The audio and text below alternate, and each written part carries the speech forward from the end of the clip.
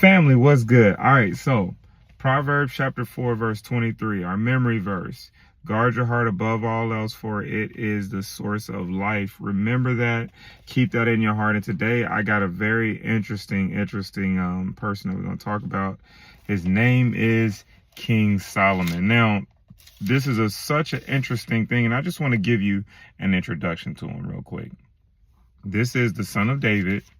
And as he was taken over to become king, notice what it says in 1 Kings chapter 3, verse 3. It says, Solomon loved the Lord by walking in his statutes of his father David, but he also sacrificed and burned incense on the high places. Now, that was to the Lord.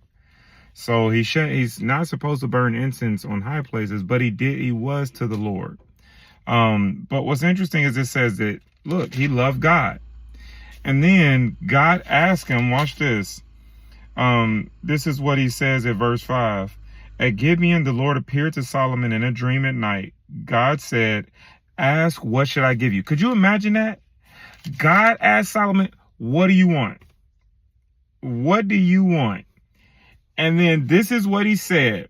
He said, you have shown great and faithful love to your servant, my father David, because he walked before your faithfulness, righteousness, and integrity. You have continued this great and faithful love for him by giving him a son to sit on his throne as it is today.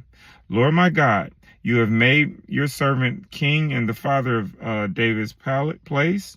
Yet I am a youth with no experience in leadership. So notice the humility there. He says, I'm young. I don't have any experience, any of that. Notice what he says. Your servant is among your people you have chosen, a people too many to be numbered or counted. So give your servant a receptive heart, meaning a heart that will receive your truth. It says to judge your people and discern between good and evil. For who is able to do this, great people of yours? Now, this is amazing. And God says, look, yep, I'm going to give you that. And he even gives them riches. And I mean, he starts off so great. But there's a problem.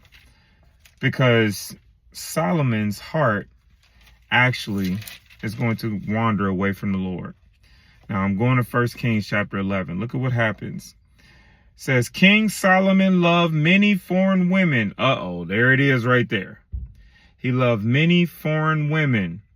So King Solomon, the wisest man in the Old Testament, is making a big mistake. And it's all because of his love of women.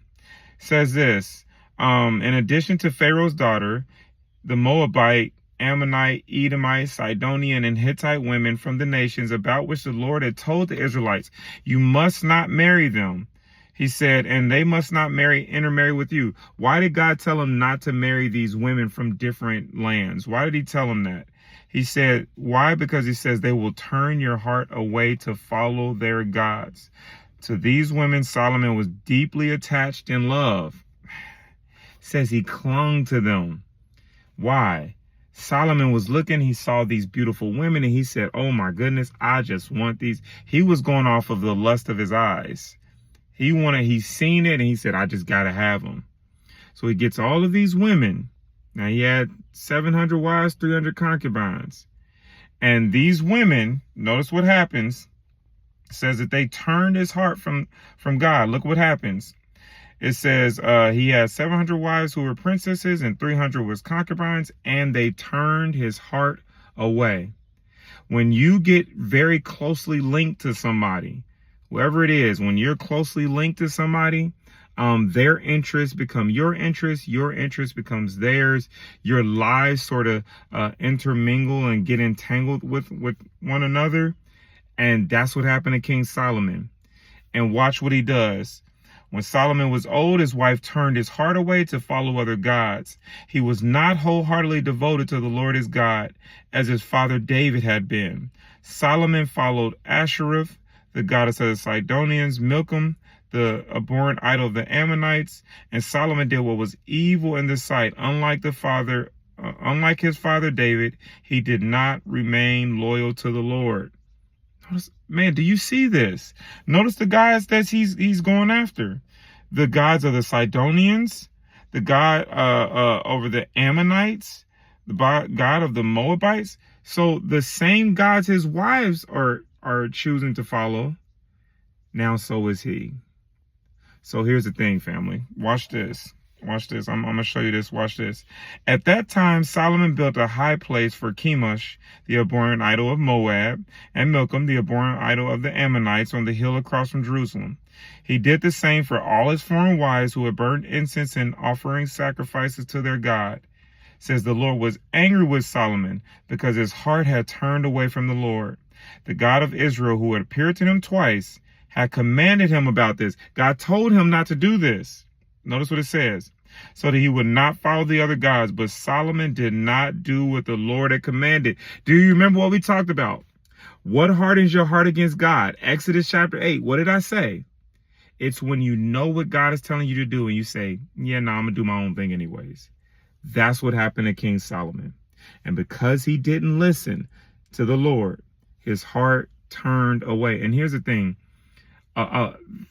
Solomon would have seen this and said, I'm not turned away from God. I just really like these beautiful women. And that's how idolatry works. That's how Satan works. He will get you to want things that you may feel like it's nothing harmful in this, right? But King Solomon is finding out, and he found out right here that there's a lot of harm in what he did. And what's interesting is the person who wrote our text, Proverbs chapter 4, verse 23, that was King Solomon. So just because you got wisdom, just because you may be wise or you may be smart, does not mean that you actually take on wisdom, or that you won't be a fool or a foolish person. So what should we do, family? Guard your hearts above all else, for it is the source of life. I love y'all, family, and I'll see y'all on the next one. Peace.